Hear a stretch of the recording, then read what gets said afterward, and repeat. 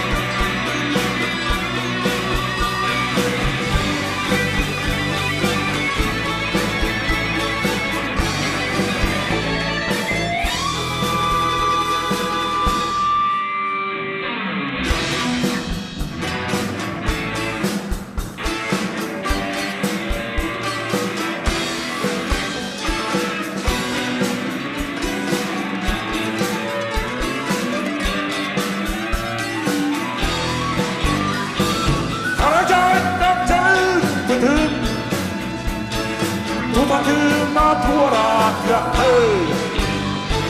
Harettemçi sarslardıdım Tuğtarda karıstıkı Olahi naksu hoğta